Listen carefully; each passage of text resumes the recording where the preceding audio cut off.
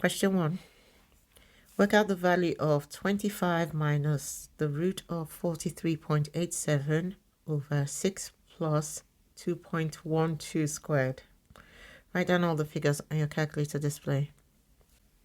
Right, first thing what you want to do when you're using this calculator is make sure you're on the right app. Right, so I'm going to go on, then home, and select calculate if it's not already selected. Right, so you can select it by pressing OK or execute. Then I'm going to use my fraction button and type the numbers in exactly as they appear on the question.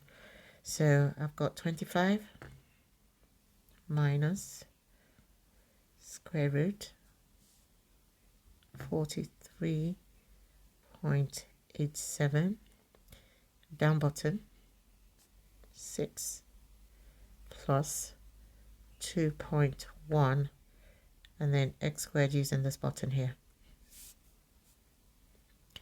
and then execute. Right, and it says write down all the figures on your calculator display. So I'm just going to copy all the numbers on my calculator screen, which is 1.76527923. Question 1b. Work out the value of the reciprocal of 0.625. So once again, make sure you're on calculate, which we are on. And then I'm just going to type the number 0.625, shift, and then this button here, which puts the -1 as a power, and then execute, which gives us a fraction 8/5, which is an acceptable answer. But if we wanted our answers as a decimal, there are two ways we could do that. So I'm going to write 8/5. If you wanted your answer as a decimal, so we could either go to shift and then execute again, and then that will give us the answer of 1.6. Or if we didn't want to do that, so we're back to 8/5, we could go to format and then down button to decimal and then execute, and either way we'll get 1.6. Question 3. Write 60 as a product of its prime factors. So make sure we're on calculate, and I'm going to enter 60, execute, and then format, down button, prime factor, and then execute. And you can see it tells us 60 as a product of its prime factors is 2 squared times 3 times 5. So question 3. There are 48 counters in a bag. There are only red counters and blue counters in the bag. The number of red counters to the number of blue counters is 1 to 2. Helen has to work out how many red counters there are in the bag. Okay. She says there are 24 red counters in the bag because 1 is half of 2 and 24 is half of 48. Is Helen correct? You must give a reason for your answer. The easiest and fastest way to answer this question is to actually find out how many red counters there are in the bag. Right, so I'm going to do that. So we know that there are 48 counters, so I've just highlighted that. And we know we only have red and blue counters in the bag. Right, so I'm going to use a table. Right, so it looks something like this. So I've got red, got my red, blue, sum. So on the ratio table, you have 4 columns.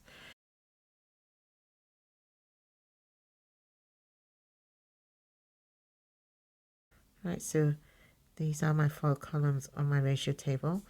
Then I'm going to put the information I already have.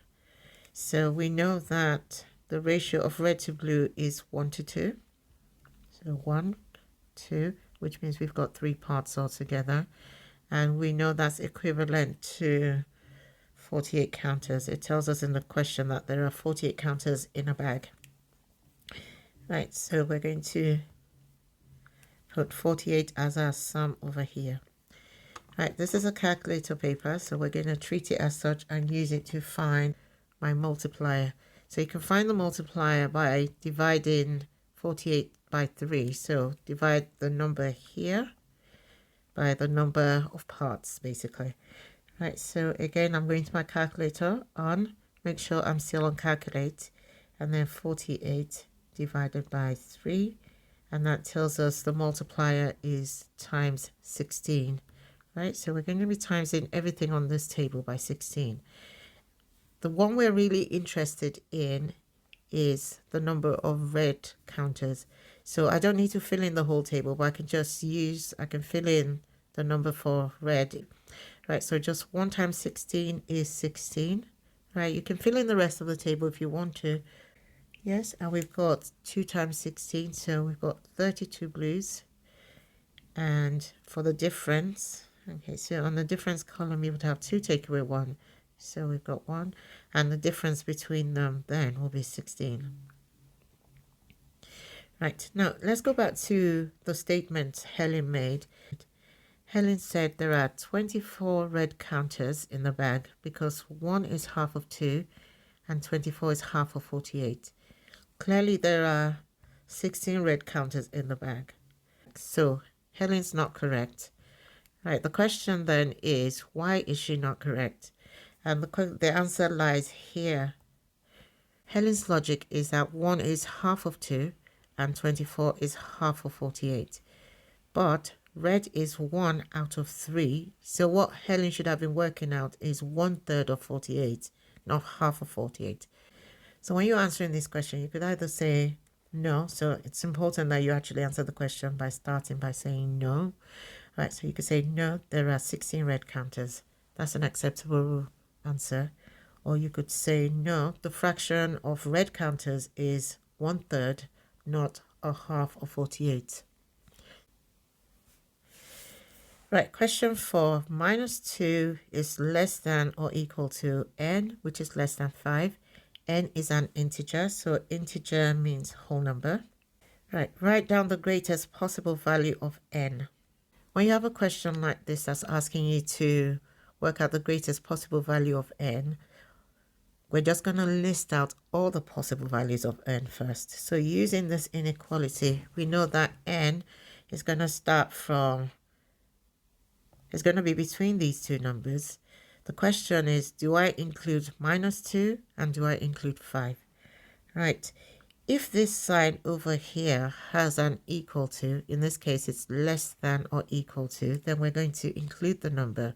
So I'm going to include -2, then -1, 0, 1, 2, 3, 4. Now, do I include 5? So I'm going to go look at the inequality next to it. That hasn't got an equal to underneath it, so I'm going to leave 5 out. Right? So the highest possible value of n then is 4. You can see the greatest possible value of n, that's the biggest number on the list. Question 4b. On the number line below, show the inequality -4 is less than m, which is less than 1. Right, so I'm going to go find these 2 points on my number line. So this is -4 here, circle. And this is 1 here, circle. Right, next step, I'm going to join both circles with a straight line. So I'm just going to go from this to this. Right, final step, I need to color in one of those circles. I need to check if I need to color in. In this case, I do. So if you have an inequality range like this, like a compound inequality like this, you could have 2 possible signs. So you could have this less than or equal to, that means we shade in the circle. And if you just have less than, it means you have an open circle. So if you're looking next to the -4, can you see we have or equal to under the less than? So we're going to shade in this circle here. Right? Now if we look on the inequality next to the 1, can you see that doesn't have an equal to sign underneath? So we're just going to leave that one blank. So this question is now answered. Question 4c. Solve 2 over 5g minus 4 is less than 6. So for this question, I'm going to use the equation app on my calculator. So I'm going to go to On, then Home, across, down to Equation, Execute. Right, then I'm going to go down to Solver. So what I'm going to do is treat this as like an equation, even though it's an inequality. So I'm going to go to Solver, and the calculator is asking me to input my equation. So instead of g, I'm going to use x as my variable. So I'm going to go to Fraction button, 5, arrow, right arrow, x minus 4. And then I'm going to go Shift 5 and then put 6. So I've basically typed in my equation as 2 over 5x minus 4 equals 6. I am aware that it's less than 6, and I will bring that back into it when I solve the equation. So when I've done this, I'm going to press Execute. So it comes up with x equals 0. I'm just going to press the down button and execute again. And what we're looking for is this that says x equals 25, but I'm going to write it as g because my variable isn't x. So I'm going to write it as g is less than 25. And that's my answer.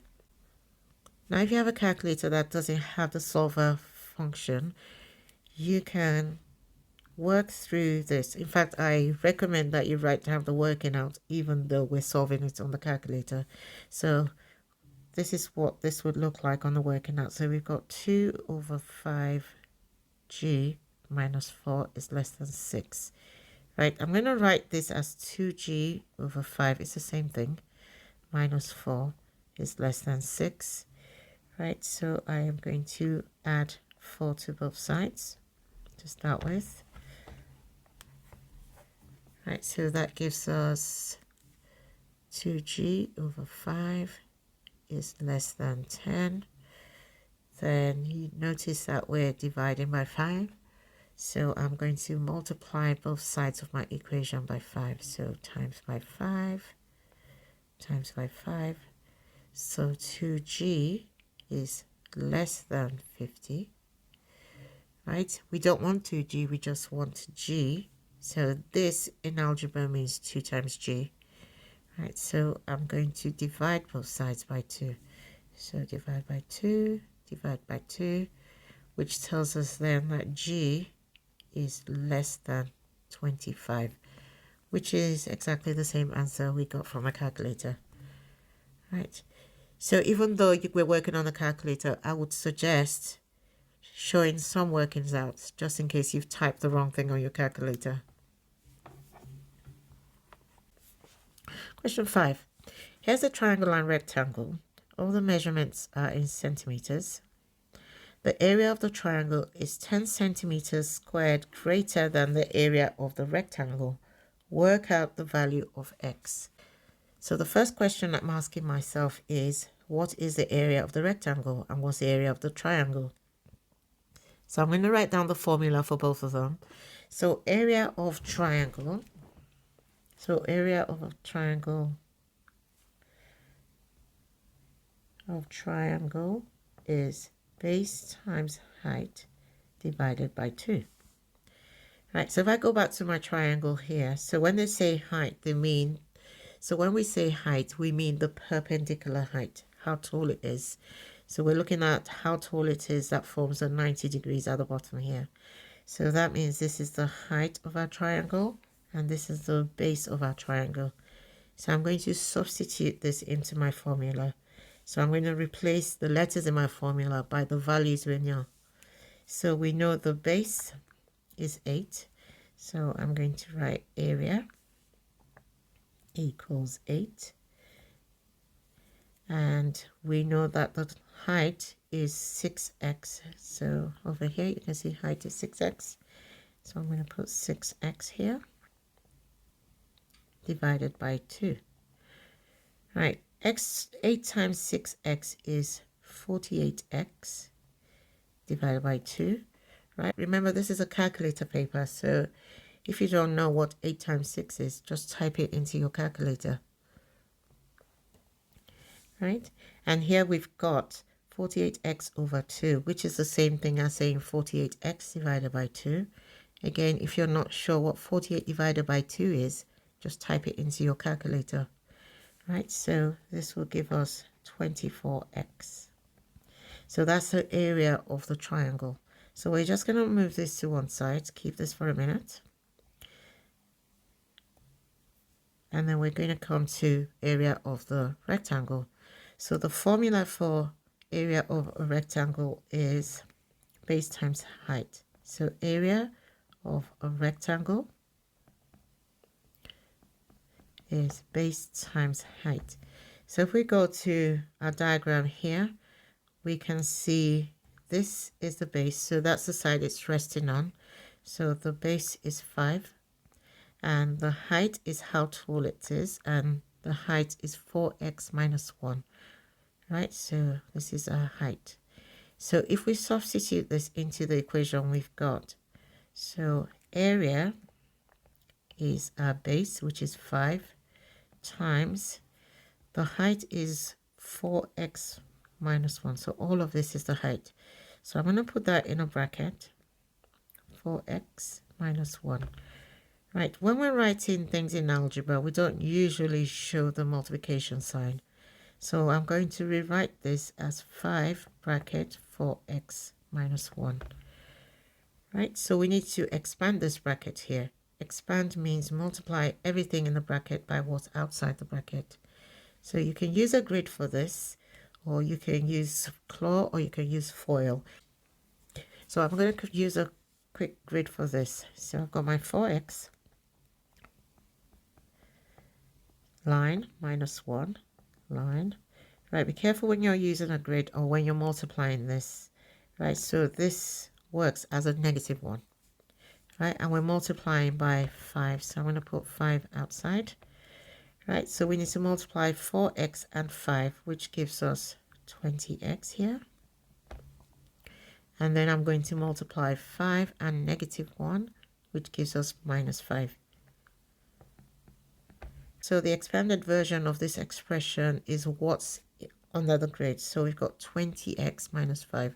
So basically this expression here is equivalent to 20x minus 5. Right, so we're going to go back to our question. So I'll put this to one side. I'll delete it actually. Right, so how we've got that is by doing this. Multiply this and this and that. So this is the claw method, if that's your thing. Right, so we're going back to this statement here. The area of the triangle is 10 meters greater than the area of the rectangle.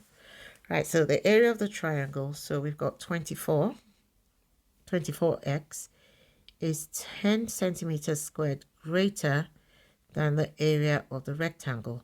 What that means is to get the area of the triangle, we need to add 10 centimeters squared to the area of the rectangle. So this is what this statement is telling us. So it's saying the area of our triangle, which is this 24x, is equal to the area of the rectangle plus 10, because it says it's 10 centimeters squared greater, so we're going to add 10 to it.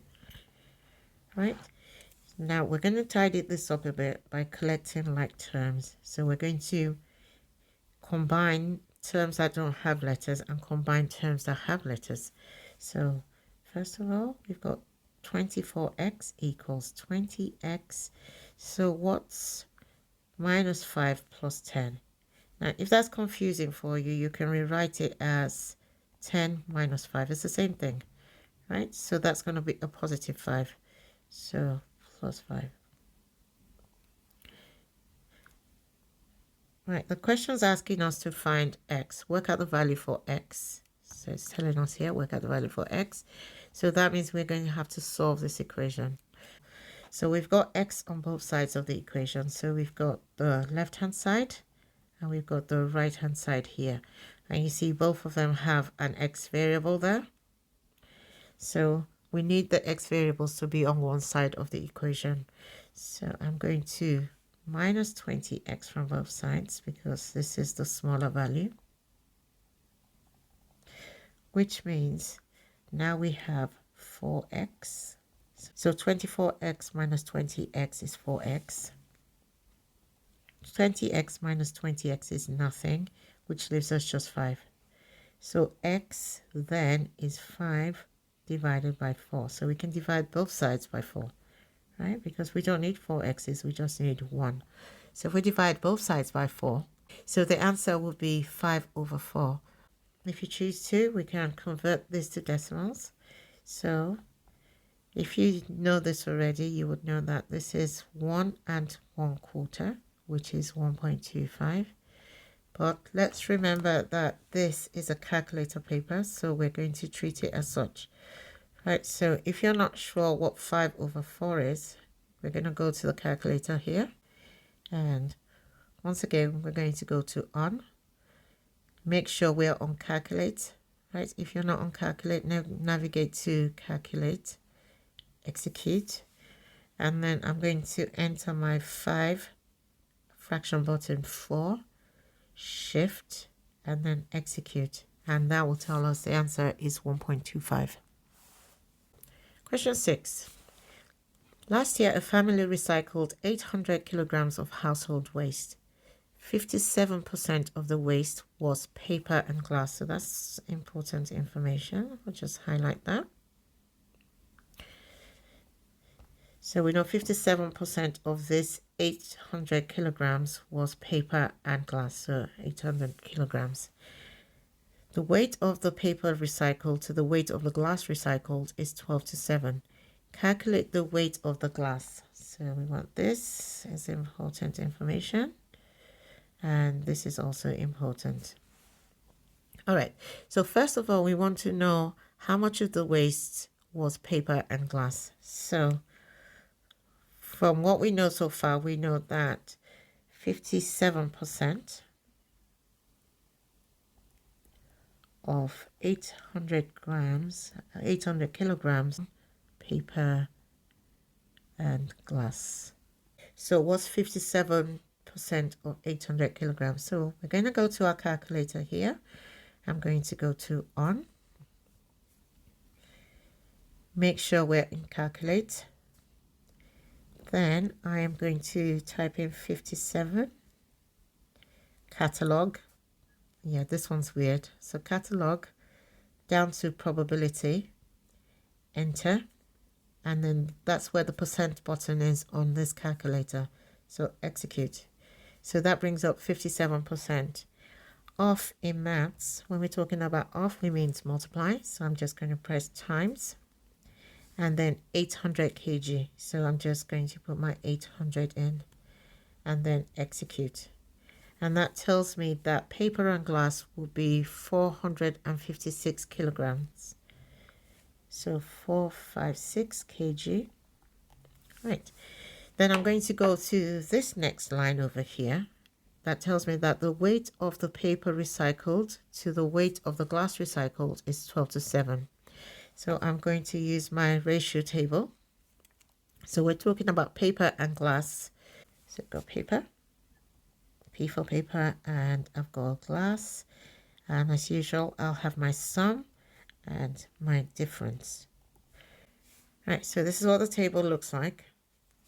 And we're going to put the information we know. So we know that the ratio for paper to glass is 12:7. So I'm getting that from here. Paper, glass, 12:7. Right, which means the sum. Again, remember, this is a calculator paper. So if you're not sure what 12 add 7 is, just type it on your calculator. Right, which will give us 19 here. And from our calculation above here, we know that's equivalent to 456 kilograms. So we're going to put the 456 here. Yeah, we know that's the total amount, right? And whilst we're at it, I'm going to do the difference. So 12 take away 7. So that tells me that the difference is 5 over here. So I'm going to put 5 for my difference. Right, so when you're using the ratio button, you want to find the column that has both of the rows filled in. So in this case, is the sum column. So this column here has got both of the numbers. So we're going to use that to find our multiplier. So what we're multiplying, so what are we multiplying 19 by to get to 456? So to do that in my calculator, I'm going to type in 456. All right, so again, check that we are on calculate, on home, we are on calculate. So we're going to have execute, and then 456 divided by 19, execute. So the multiplier is 24. So we're timesing that by 24. So we're going to times everything by 24. So I'm just going to keep my 24 there and times it by 7. Which then gives me 168 here. Yeah. And then 24 times 12. So 24 times 12, which is execute, which gives me 288. And for the difference, we have 24 times 5. And that gives us 120 kilograms.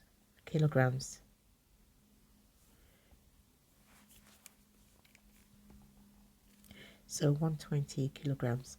So we go back to the question here. The question is asking for the weight of the glass the family recycled. And all we need to do is just go to our table and look under the glass column, which is here. And you can see they recycled 168 kilograms. So answer is 168 kilograms of glass. Question 7. A number D is rounded to 1 decimal place. The result is 12.7. Complete the error interval for D. Right, if a number's been rounded to 1 decimal place, so that means it had more than 1 decimal place to start with. So I'm going to rewrite this number as a 2 decimal place number. So I'm going to write this as 12.70, right? The important digit here is the 7 because we've rounded to the nearest tenth. That's what rounded to 1 dp is. So I'm going to add 0.1 to my 12.70 and subtract 0.1 from my 12.70. So this is what that looks like. So I'm going to add 0.1. right? Because we're rounding to 1 decimal place. So 1 decimal place is basically a tenth, which is 0.1. And then I'm going to take away 0.1. Right? So if we put this in our calculator, so again, make sure we are in calculate. So home, execute. And then we've got 12.7 plus 0.1. Right, and we're going to go shift and execute again. So we know that at this end here we'll have 12.80, right? So go back to on, or AC if you wanted to, 12.7. This time we're going to take away 0.1 and shift, then execute. Right, so I'm pressing shift first because I want it to give me a decimal answer. So it's 12.6. So we're going to use these values to work out our upper and lower bounds. So the value halfway between 12.60 and 12.70 is going to be our lower bound, and the value between 12.70 and 12.80 is going to be the upper bound. The reason I've written it as 70 and 80 here, 70 and 80, is because you can easily see straight away that the number between 70 and 80 is going to be 75. Right, so that means the lower bound, so the number halfway between these two is going to be 12.75, right? And the number halfway between these two is going to be 12.65, because 60 between 60 here and 70 here is 65. Right, but if that's not immediately obvious, what we're going to do is put this in our calculator. So I'm going to add 12.6 and 12.7 and then divide it by 2. So it look like this: 12.6 add 12.7, execute, and then I'm going to go divide by 2, shift because I want my answer as a decimal, execute, and you'll see that the answer is 12.65. And if we do the same on this side, right, so AC or on, and you got 12.7, and we add 12.8, execute, divide by 2, shift, execute, and you'll see the answer is 12.75. But we haven't finished because we need to write this as an error interval. Right, so we're going to write this as, we know the number 12.7 is represented by the letter D. So we're going to put D in the middle. We're going to put 12.75 on the right hand side and 12.65 on the left hand side. And when you're writing this error interval, we only use less than or less than and equal to. So those are the only two signs we can use. So on your left hand side, you would have your less than and equal to, and on the right hand side, you would have the less than, and that's it. Now we've got our error interval. Question 8. Tamsin buys a house with a value of 150,000. The value of Tamsin's house increases by 4% each year. Rachel buys a house with a value of 160,000. The value of Rachel's house increases by 1.5% each year. At the end of 2 years, whose house has the greater value? You must show how you get the answer. So let's highlight the important information here. So let's start with Tamsin's in blue. So Tamsin's house was worth 150,000 and it's for 4 years and lasting for 2 years. So if we do that calculation first, so to work out compound interest, another important information here is that we're talking about an increase because that's quite important here. So this is the starting value of the house, 150,000, and we know it's increasing by 4% each year. So this is worth 100%. Yeah. Now, if it's increasing by 4%, that means it goes up to 104%. So we're going to times this by 104%. And then it tells us that this goes on for 2 years to the power. So we're going to do this squared. So the calculation is actually this, 150,000. So at the end of the first year, it goes up 4%. So we got 104%. And then the second year, it goes up another 4%. So we have another 104%. So instead of having to write 104% twice, we can just write it as 104% squared. It means the same thing, right? So this is Tamsin. So let's label that as Tamsin. So Tamsin.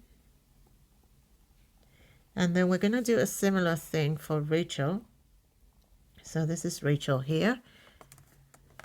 So the calculation for Rachel is the initial value of the house was 160,000. And again, we're talking about an increase. So because it's an increase, we just add 100% to it. If it was a decrease, we'll take it away from 100%.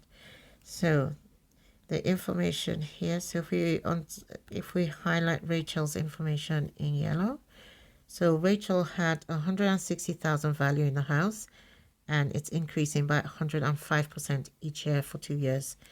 So Rachel's, if we have 100%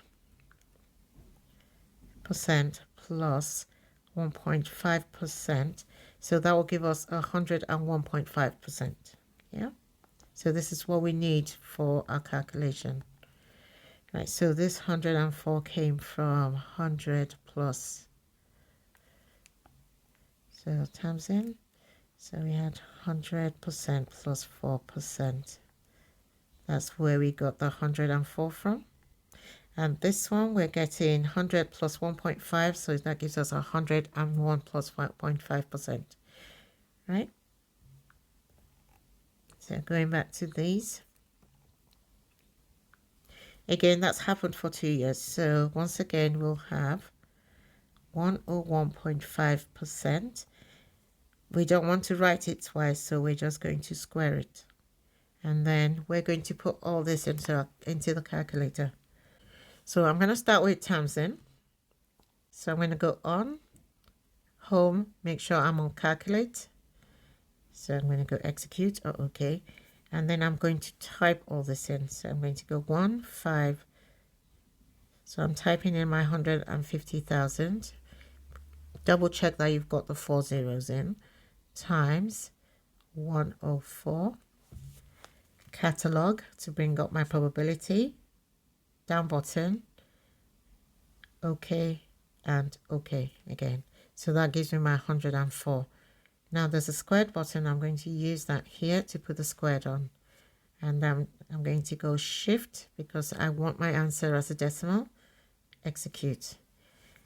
Right? And that tells me Tamsin's house at the end of 2 years is worth 162. So 162,240. Right? Now we're going to do the calculation for Rachel. So on or AC, and I'm going to type in my 160,000, 16, make sure you've got your 4 zeros on, times 101.5, catalog, down to go to probability, OK, and OK to put the percentage on, and then we're going to square it. Right, and then shift and execute. Right, and this one's worth 164,836. At the end of 2 years, whose house has the greater value? Right, if we compare the two numbers, we can see that 164,836 is greater than 162,240. So the house that had the greater value is Rachel. Remember to answer the question. So Rachel. If you found this video useful, then you should watch this one next. Thanks for watching. Don't forget to subscribe, like, comment, and share.